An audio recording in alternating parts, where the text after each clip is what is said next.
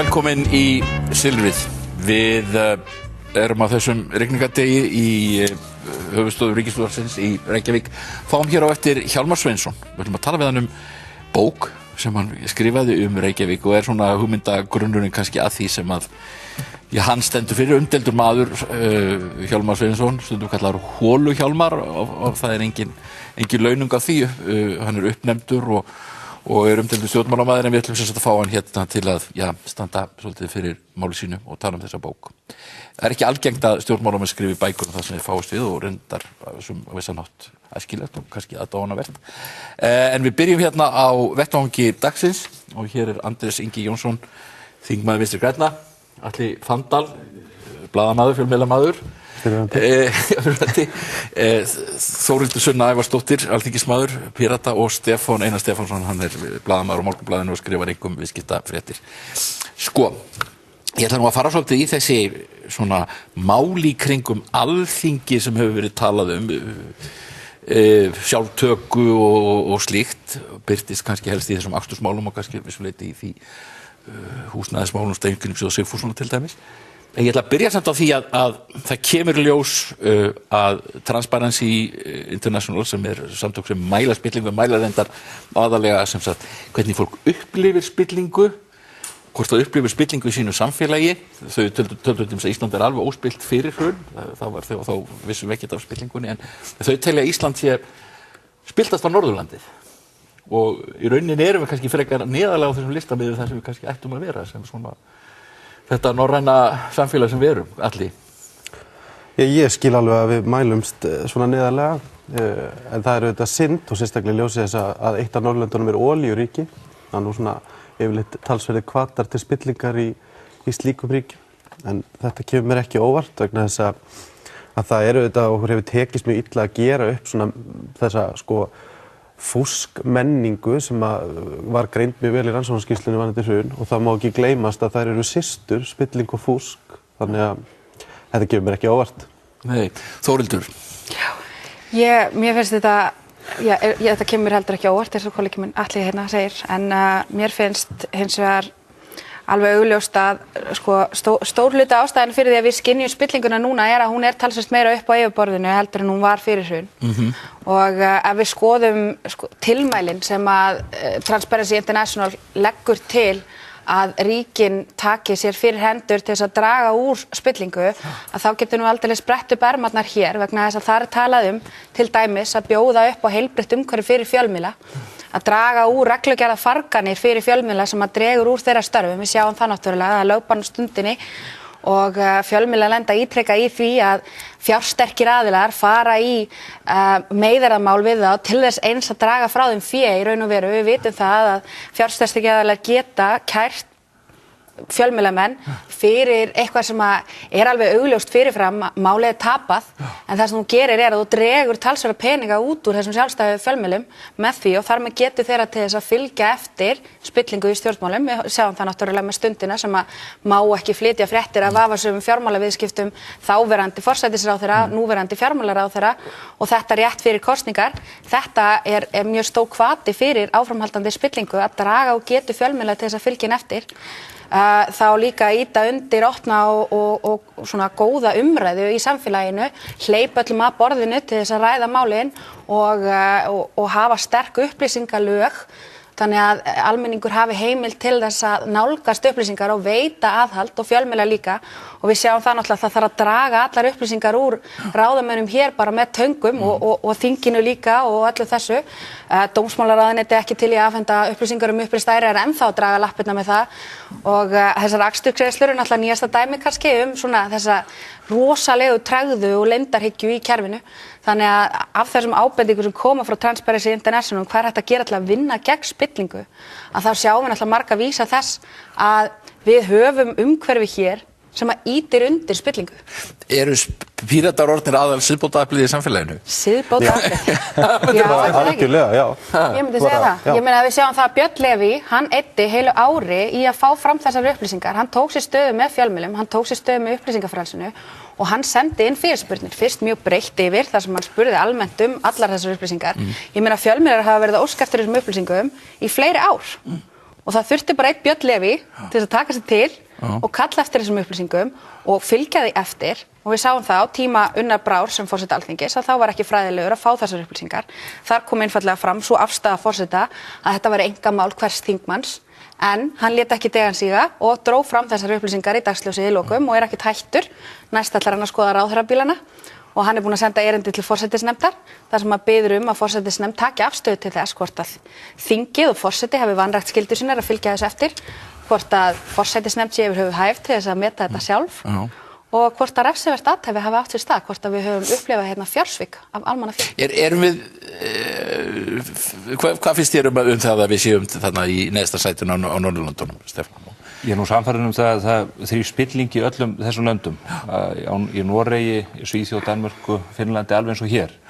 Hún þetta mismunandi toga en hérna í umræðunni á síðustu árum þá hefur þetta verið tosað meira og meira upp og það þetta virðingavert þegar að upplýsingar eins og varðandi akstursgreiðslu þingmann eru bara settar út í almanna rýmið.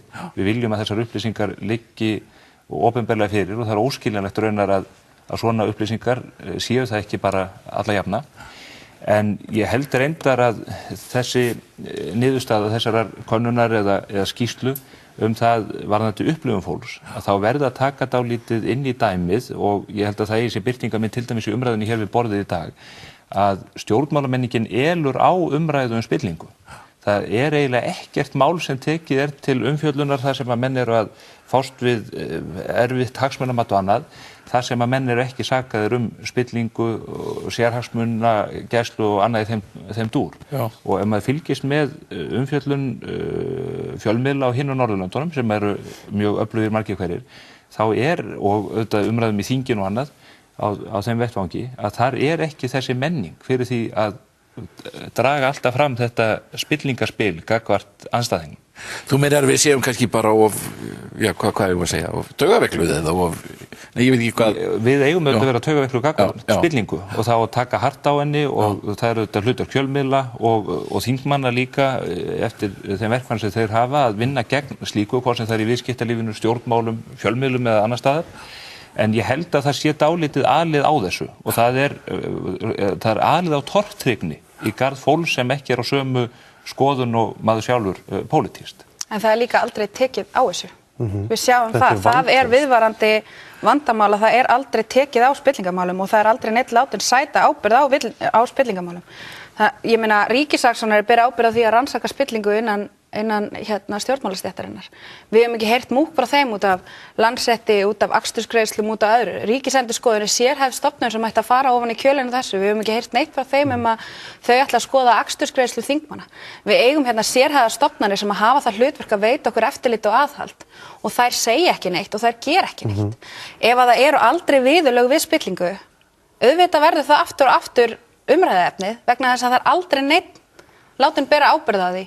Og það aldrei neinar afleiðingar. Og þannig líka tærist allt traust. Og þegar umræðan fyrir alltaf, svo við tölum aðeins þetta pallborð, að þegar umræðan fyrir alltaf á þennan stað, að almenningur sé með ómikið læti, og það sé verið að reyna að ala á einhverju skömm hjá fólki fyrir að vera ósátt við þá stöðu mála, að það komi upp spillingamál 3 í viku, bara á góðri viku, og það sé alltaf að umræðan sé á villigötum, þetta sé svo paranoid, það sé gengið í skotgrafirnar, þetta vegna þess að það ekki brugðist við. Og nú hef ég búið á Norðurlöndum og það nefnilega munurinn sá að það bregða stofnannar við. Ég meina það hefur ekki heyrst múkk eins og Sunna segir í þessu stofnunum. Og það munurinn. Þegar við getum ekki treyst að neitt sé gert almennilega, þá höfum við ekkert annað en að öskra á Facebook. Já, nú verið að taka þetta eins og með þessar akstursgreiðslu, nú verið að færa þetta. Nei, það ekkert verið að taka þetta. Já, þingforseti hefur lýst yfir til þess að núna verið þessar upplýsingar birtar og þeir ætla að stíga skref í þá átt, það jákvætt. Ég einfaldlega að benda á það að þetta oft í pólitískum skotgröfum, þetta með spillingunum. Það bara að taka hér eitt dæmi einn af þingmönnum Pírata sem hefur farið mikinn í þessum málum. Ég sá ekki neitt Pírata inn á þingið annar staðar taka hart á því þegar það kom upp með þennan sama þingmann. Á sama tíma og hann þáði þingfararkaup sem með bestu launum í landinu, að þá bjó hann á stúdentagörðum Háskóla Íslands og þáði þar með styrk frá hinu opinbera í gegnum það kerfi. Og ég ekkert að segja að þetta sé eitthvað verra spillingamál heldur en önnur sem að við ræðum Ég einfaldlega að benda á það að það verið skipta miklu máli hvar menn í flokki standa, hvort að þessu spillingaspili sé spilað út gagnvart með ekki. Það skiptir svo miklu máli að hann einmitt fór af þessum nemendagörðum þegar máli komið. Já, ég held að Ásmundur Friðriksson sé komin á bíl, þannig að það liggur við munurinn, sko. Þetta allt til bóta. En Andrés, nú ætla ég að koma að þér. Þú ert alþingismaður og í Vinstri grænum hefur reyndar ákveðin fyrirvara gagnvart ríkisstjórninni, eins og mann vita, en hvernig sko, þarf ekki þingið, nú er verið að tala um að birta þessar akstursupplýsingar ár aftur í tíman eða hvað það og þarf ekki bara einhvern veginn að opna þetta allt? Auðvitað þarf að opna allt sem við getum og það er búin að vera krafan núna sívaxandi á síðustu árum að því að þú spurðir sko hver væri siðbótaaflið í dag þá er engin flokkur sem á það heldur þjóðin búin að vera siðbótaafl síðustu ár bara frá hruni hefur verið stigvaxandi og sjálfsögð krafa frá almenningi að sé bara varpa ljósi í alla króka og kema. Hluti af því að þingi brást við fljótlega eftir hrun með því að setja þingmönnum siðareglur og að fara að skrá hagsmuni þingmanna. En hvorugt þessar aðgerða var sko full kláruð, þannig að hagsmunaskráningin tekur til dæmis ekki til skuldastöðu og það var alveg komið upp mál þar sem að það varpar svona rýrð á störf stjórnmálamanns hvað hann getur skuldað einhverjum aðilum. Þannig að spillingarnefndin Greco hefur bent á þetta til dæmis á síðustu árum að þurfa að bæta hagsmunaskráninguna auk þess sem ekkert eftirlit með henni. Þannig að þegar þú er kosin inn á þing þá fyllir út hagsmunaskráningu og svo bara liggur hún meðan þú ert þingmaður og það er enginn sem fylgist með þessu, það er enginn sem ber ábyrgð á því að uppfæra þetta nema þú og ef að eitthvað myndi nenna að þvæla sér í gegnum allar þessar skrár þá kæmi ljós að fólk er að skrá ýmislegt sem er löngu liðið. Eins með siðareglurnar, það eru samþykktar fyrir sko 3 kjörtímabilum. Þannig að inn á þingi er ekki nema svona þriðjungur þingmanna sem hafi virka aðild að því að móta þessar siðareglur og eins og var sagt einmitt í þessum þætti hérna fyrir viku, þá skiptir öllu máli að sá hópur sem reglurnar ná yfir sé í samtali til að setja þær, til þess að hann meðtaki þær og setja þær inn í sig. Núna er það þannig að við fáum bara eyðublað þegar við setjumst inn á þing, bara ég hef kynnt mér siðareglurnar og lofa að ég muni fylgja þeim, skrifum til þetta, svona á ekki að taka siðareglur inn í hjartað. Þetta þarf að laga og jú, það að opna akstursgreiðslur, starfskostnað, alla meðhöndlun og opinberu fé sem hægt er eitthvað sem er skref í rétt átt til þess að sé hægt að fylgjast með því að þetta sé allt gert. Men eftirlitið virðist það verið algjörlega í mólum.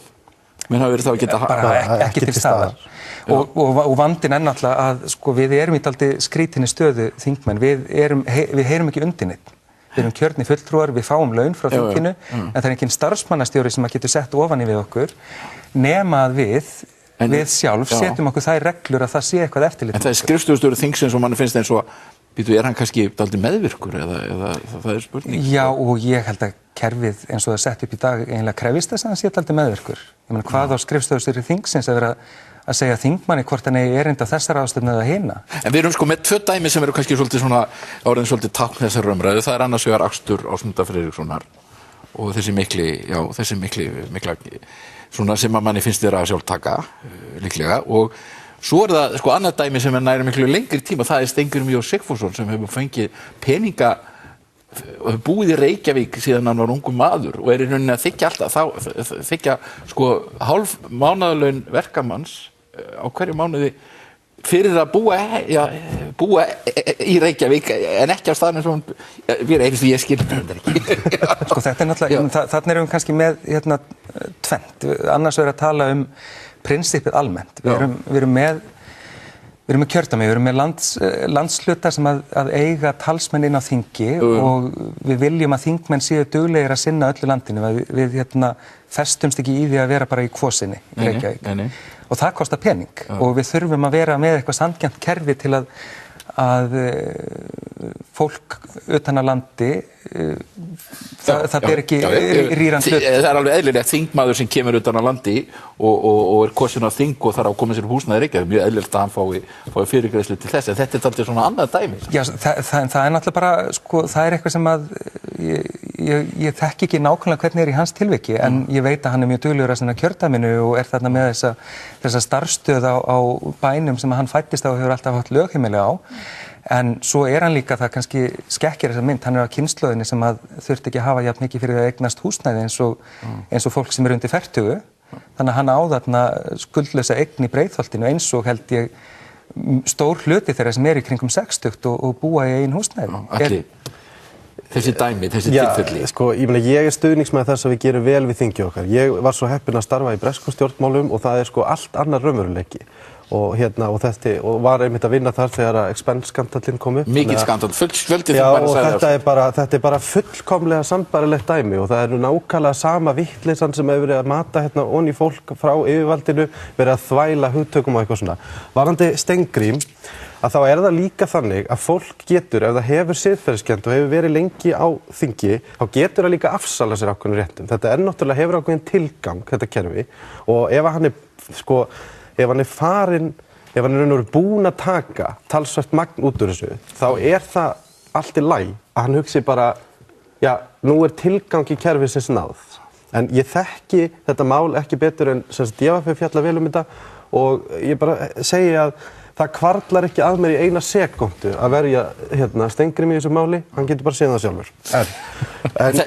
En það sem skiptir máli í þessu akstursmáli líka að þingmenn bjuggu til kerfi til þess að hækka launin og svindla, nákvæmlega eins og í Bretlandi. Þeir fá hærra gjald á hvern kílómetra heldur en ríkisskattstjóri reiknar fyrir okkur hin, vegna þess að var verið að hækka launin þeirra. Þeir bjuggu til kerfi þar sem eru ekki undir neinu eftirliti. Þeir Helgi Bernhardsson sem núna á að rannsaka þetta, hann hefur látið hafa eftir sig í stundinni að kerfið hafi ekki verið misnotað. Það ekkert verið að birta þetta, það ekkert verið að fara í það að gera þetta betra. Við erum í ferli yfirhylmingar. Það var birta þetta okkur glæsilegum nýjum vef. Við eigum bara glæsilegan vef sem með allar þær upplýsingar sem við þurfum þingið og hann heitir alþingi.is. Það engin ástæða til að birta þetta ekki bara þar. Það nota kerfi sem heitir akstursbók.is, þetta gefur út PDF á nokkrum sekúndum. Birtið bara. Það yfirhylming í gangi, þau eru að reyna að þreyta okkur vegna þess að þau bjuggu til kerfi til að hækka laun þeirra og þau hafa meira að segja viðurkennda. Í kjararáðsmálinu þá þegar það var hækku laun þeirra, hvernig brást þingið við? Með því að lækka kostnaðargreiðslur á nafninu til. Af hverju að lækka kostnaðargreiðslur til að koma á móts við launahækkun nema því að menn eru að hækka launin sín? Og það stóra máli í þessu. Þetta siðferðislegt mál. Það búið að búa til kúltúr og menningu þar sem þingmenn eru í fjárplógsstarfsemi að stela af almenningi. Og það ekki að búa til nýjan vef og ekki að setja Helga Bernhardsson yfir að kanna þetta. Það að opna þetta allt strax og stofnanir eiga bregðast við með því að fara í rannsókn. Þetta þjófnaður.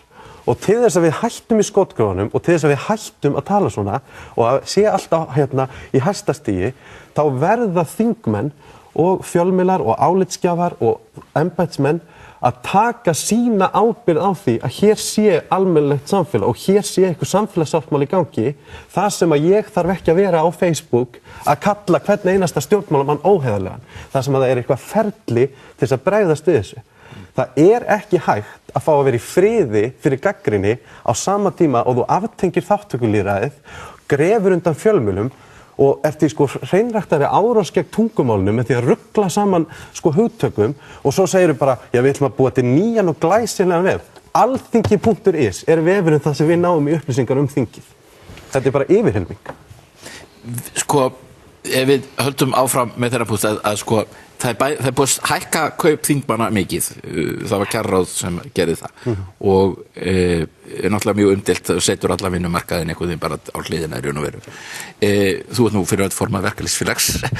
Í öðru lagi sér maður að það verið að stórhækka framlög til stjórnmálaflokka líka og maður svona veltir fyrir sér hvað. Það kannski ekki hægt að tala kjararáð sem sjálftöku, það náttúrulega á að vera óhætt batteri sem ákveður þetta en þetta einhvern veginn, ég held að Alþingi ekki bara að grafa dálítið mikið undan traustinu á sjálfu sér? Þetta með launin, ég átta mig ekki á því, Andrés getur kannski betur svarað því hvernig að lifa af þingfararkaupinu og hvernig þessi launasetning en manni sýnist í þessum ákvörðunum kjararáðs að það sé verið að hækka laun æðstu embættismanna ríkisins verulega. Og það á ekki bara við þingmennina, þeir eru eiginlega verst settir þessu fólki. Það eru hæstaréttardómarar og ríkisforstjórar ýmiss konar sem eru konum með bara 2 milljónir eða meira, sem eru bara svipuð laun og kauphallarforstjórarnir margir hverjir eru með. Þeir eru að miða sig einhvern veginn við það. Já, sem eru komin, og það er úr öllum veruleika við það sem almenningur þekkir. Sem að meðallaun í landinu eru kannski svona milli 600 og 700.000 og margir hverjir það langt fyrir neðan. Og ég held að mælirinn sé dálítið fullur gagnvart kjararáði og það var auðvitað merkilegt að sjá þegar að það kemur í ljós að viðmiðin sem kjararáð var notast við, launavísitala Hagstofunnar, hún er bara kolvitlaus, hún er bara alltaf miklu herri heldur en launahækkunin er. Og þegar menn miða við slíka vísitölu ár eftir ár og jafnvel áratugum saman, þá auðvitað verður þarna einhver gjá á milli. Og það þarf að taka á þessu og ég var nú með viðtal við ríkisáttasemjara í viðskiptamokkanum fyrir stuttu síðan og þar nefndi hún það hún hefur verið í samskiptum eðlilega við ríkisáttasemjara á hinum Norðurlöndunum og þar eru þessar launaákvarðanir æðstu stjórnenda ríkisins teknar með miklu reglulegra millibili. Það er einn af lapsusunum í þessu kerfi ef ég má sletta að það líður oft svo rosalega langt að milli sem verður að taka ákvarðanir fyrir þessa einstaklinga og þá bjagar það kerfi, þá vita menn ekki hvort það er að miða við 2006 eða 2005 eða 2012 og svo sett einhver 20% hækkun og allt verður vitlaust. Þar er þetta í miklu fastari skorðum, reyndar eins og kjarasamningar almennt, bara það sem að samningur tekur við að samningi á 3 ára fresti og það þarf að gera það líka í þessu kerfi og vonandi eru þær tillögur sem að menn eru að koma fram og hafa komið fram með núna að þær verði til bóta í þessu þó að það sé alls ekki víst að það dugi til. Þetta er náttúrulega enn ein birtingamyndin á elituvæðingu gæða í samfélaginu á Íslandi. Þannig að það gilda eitt sett af reglum æðstu valdastéttina í landinu þegar kemur að launaþróun og á sama tíma er verið að segja almenningi eða verið að segja venjulegu launafólki að þau fá ekki meiri launahækkanir. Það sé nú búið að vera allt of mikið einhverjar launahækkanir en það gildir annað okkur hérna sem öllu ráða og allt eiga. Og þetta er bara eitt dæmi af því og að því við vorum að tala að ræna tungumálinu af fólki. Sko, það að segja venjulegu launafólki að þau fá ekki frekari launahækkanir og að skolla svo við bara að taka á því hvað við höfum fengið mikla launahækkanir og þá sérstaklega einmitt þessi æðstu ráðamenn þjóðarinnar. Þetta er að reglurnar gilda ekki æðstu lög samfélagsins og við sjáum þetta endurtekið. Mér langar að koma aftur að þessu með spilltasta land Norðurlandana. Sko, það sem við horfum upp á Íslandi, ástæðan fyrir því að það er svona mikið vantraust, ástæðan fyrir því að það er svona mikil reiði, er að reglurnar gilda ekki æðstu valdhafana á Íslandi og æðsta lag samfélagsins á Íslandi. Við sjáum það að ráðherrar þjóðarinnar eru aldrei látnir sæta afleiðingum. Við sjáum það að þingmenn eru ekki látnir sæta afleiðingum. Nú er rökstuddur grunur uppi það að Ásmundur Friðriksson hafi dregið að sér fé, almannafé. Og við erum ekki að sjá viðbrögð þess efnis að það sé verið að setja á fót rannsókn í þeim efnum. Það hefur átt sér stað ein rannsókn á spillingamáli stjórnmálamanns á Íslandi svo ég viti til og það var málið hans Árna Johnsens.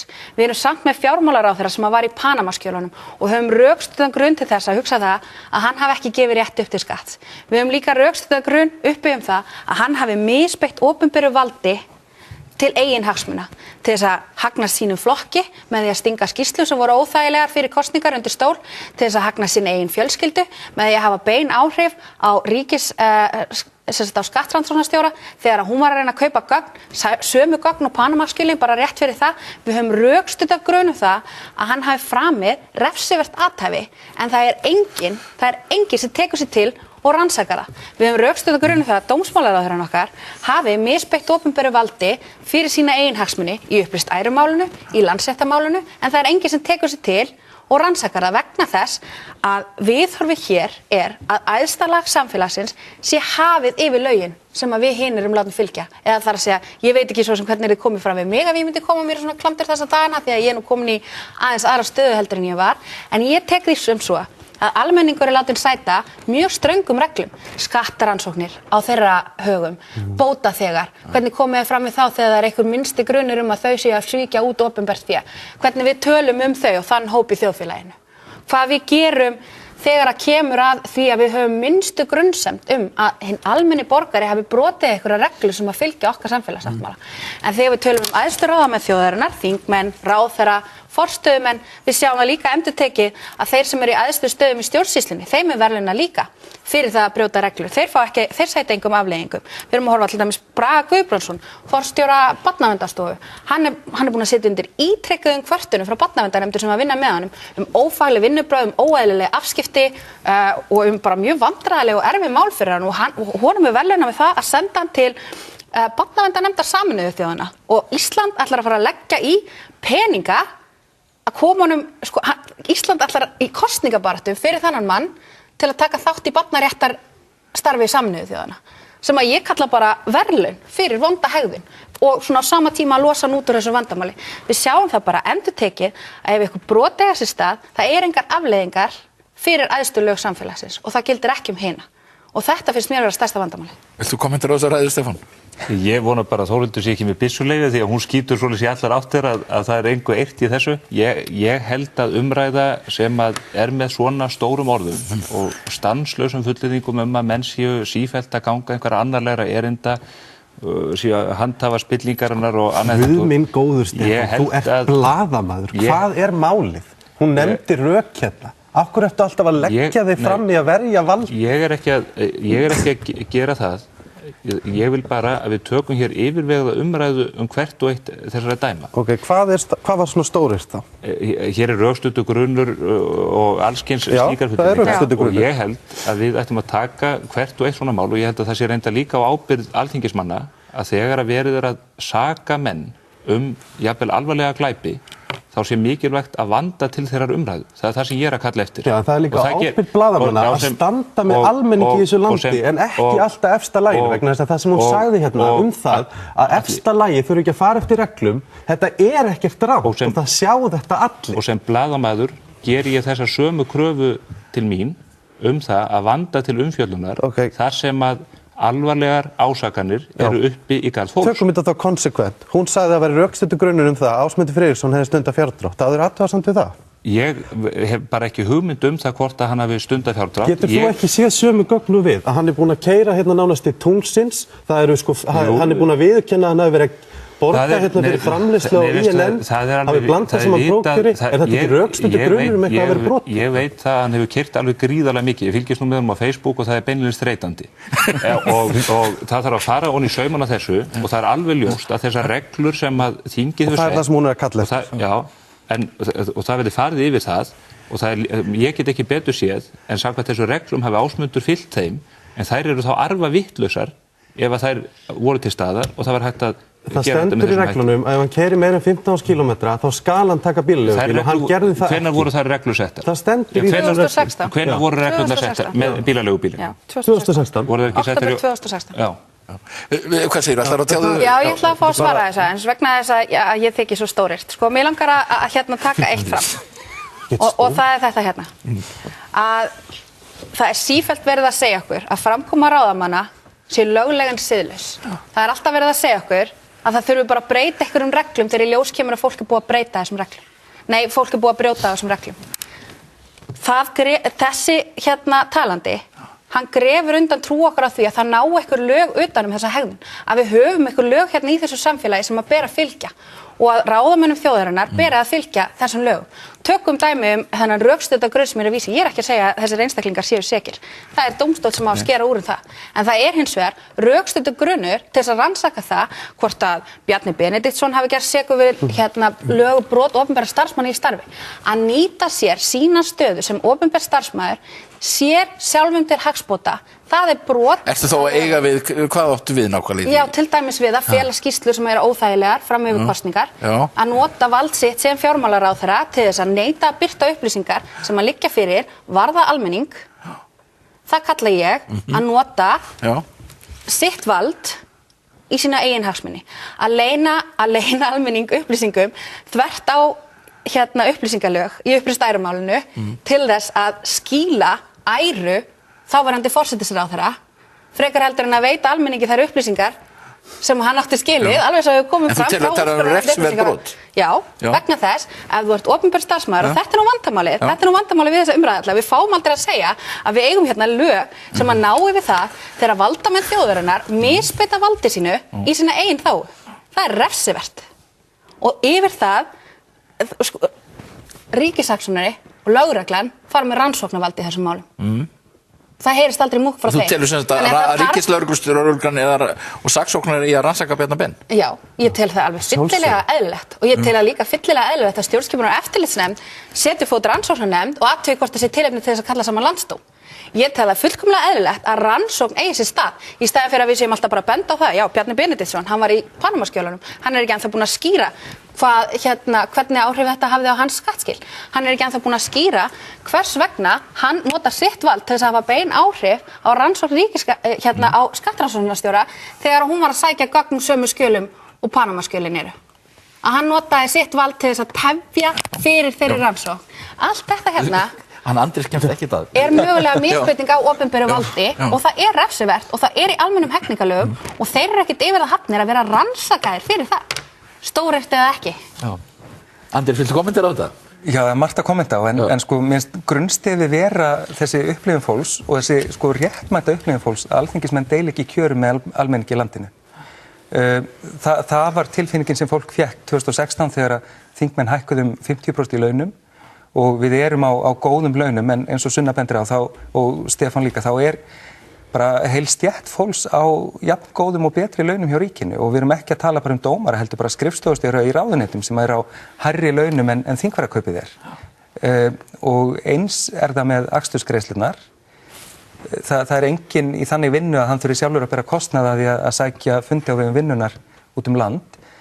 En tilfinningin sem við sitjum uppi með eftir þessar uppljóstanir er að þingmenn hafi búið til kerfi þar sem að þeir geta sko auk þess að fá endurgreiddan kostnaðinn mjólkað eitthvað svona smá bónus út úr því fyrir sjálfan sig. Og það er eitthvað sem við þurfum að skera og laga. Og svo náttúrulega fer bara að safnast upp sko þessi tilfinning eðlilega hjá kjósendum að það sé eitthvað pínlítið rof þegar að eftir að ríkisstjórn fellur vegna Panamaskjalana, ráðherra úr Panamaskjölunum leiðir næstu stjórn og það er uppgjörið við Panamaskjölin, eða þegar að ríkisstjórn fellur vegna uppreistar æru að það er ekkert uppgjör við það mál þegar að síðan haldið að stað eftir kosningar. Og þar fer þinn flokkur í þessa vegferð? Já, og þetta er eitt af því sem að stóð hvað mest í mér varðandi það. Já, þú nú verið mjög gagnrýninn á Katrínu Jakobsdóttur. Já, ég meina, ég er mjög gagnrýninn á fólk sem að tekur atkvæði frá hópi B og segist til að berjast gegn hópi A og færir svo það vald til hóps B. En varðandi til dæmis þetta með þetta kerfi, af því að Andri segir þetta réttmæta gagnrýni fólks, þá er það þannig að taxti þingmanna á ekinn kílómetra er hærri en fyrir alla aðra. Það er ekki dýrar að reka bíl fyrir þingmenn. Þetta er bara sjálftökukerfi. Hærri en sjúkraliða og varðandi þetta sem að ég ætla bara að taka fyllilega undir það að það er búið að búa til hérna kerfi þar sem að lögin og reglur gilda ekki. Sko vandamál íslensks samfélags er tvöfalt siðferði. Hvernig sumir fá endalaust tækifæri en aðrir fá aldrei að verða það sem þeir vilja og fá aldrei tækifæri og eru útskúfaðir. Og það eru búna til alls konar hefðir hérna í stjórnmálunum eins og til dæmis að aftengja landsdóm og ráðherrarétt af því að þeim bara finnst að það eigi ekki að vera. Það er í stjórnarskráni og einhver samtryggingar hefð stjórnmáluna núllar hann ekki út. Það er eitt mál sem ég langar aðeins að nefna við ykkur og það er svolítið skrítin deila rauninni í ljósi þess að við erum til dæmis ekki með stóran gyðingdóm hér á Íslandi, við erum ekki með gríðarlegan fjölda múslima eins og er til dæmis í nágrannalöndum okkar sem eru í stórum hópar innflytjenda sem eru frá múslimaríkjum. Og svo reyndar, var nú að segja eins og er þetta séu 58% bandaríska karlmanna sem eru umskornir, þetta er ekki bara trúaratriði, þar var þetta eitthvað svona hygienískt mál. En menn er að deila ákaft þetta á netinu. Hvað finnst þér þetta, Andrés? Mér finnst mjög jákvætt að við sem að ræða mörkin. En kemur okkur þetta eitthvað við? Já, af því að sko, ef við erum að ræða mörkin á því hvað foreldrar mega ákveða fyrir börnin sín af óafturkræfum læknisaðgerðum. Það er eitthvað sem við þurfum að ræða. Mér finnst þetta mál sem liggur fyrir ekki vera rétta leiðin. Það er allt of harður refsirammi og það er verið að nota hegningarlögin. En, og eins... Það 6 ára fangelsi, já, þú myndir ekki vilja styðja það? Nei, en hérna, og þar að ekki finnst mér ekki rétt að ramma þetta bara inn í trúarathafnirnar.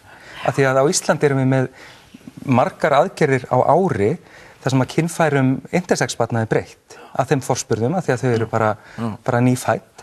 Og þá eru foreldrarnir að taka óafturkræfa ákvörðun fyrir barnið sitt, frekar að bíða bara í 16-18 ár og leyfa barninu ákveða það sjálft þegar það vex úr grasi, hvort það vilji láta breyta kynfærum sínum. Sko, Stefán, þú ert nú guðfræðimenntaður og maður hefur heyrt sko að kirkjan hefur verið og biskupar hafa verið að vara við þessu. Hvað segir þú? Já, þessi umræða á auðvitað grundvöldin í 17. kafla 1. Mósebókar, þar sem að kveðið alveg skýrt á það að ef að heilbrigðisveind börn ekki umskipta 8. degi, þá eru þau ekki hluti af samfélagi gyðinga. Þau standa þá bara einfaldlega utan þess samfélags. Og það viðhorf þessa fólks. Það sem að ég tek eiginlega undir þess að ég held að þú hafi verið að ía hér áðan, þetta er sérstakt hvernig þetta kom allt inn í umræðuna í landi þar sem að þetta ekki vandamál, hér mjög lítið samfélag gyðinga, ég held að sé innan við 200 manns og vel innan við það, en það eitt sem að svona, ég hef dálítið haft í huga við að velta þessu fyrir mér því að ég styð það að réttur barna sé virtur í hvívetna, en þeir sem tala harðast fyrir því að umskurð drengja sé heimiluð áfram á grundvelli þessara viðhorfa eru akkurat einstaklingar sem að sjálfur hafa gengið í gegnum þetta. Eru gyðingarnir sem að eru umskornir og eru hluta þessu samfélagi. Þannig að það ekki eins og að þar sé hópur sem að sé að tala fyrir einhverjum aðgerðum eða einhverju inngripi sem að varðar einhverja aðra en þá sjálfa. Og þetta umræða sem þarf að fara mjög vel ofan í. Ég var nú bara síðast í fyrradag að ræða við gyðing þessi mál, konu sem búsett í Ísrael, og það alveg ljóst í þeirra huga að ef að svona lagasetning gengur í gegn, þá lítur þetta fólk svo á að því sé ekki vært hér í landinu.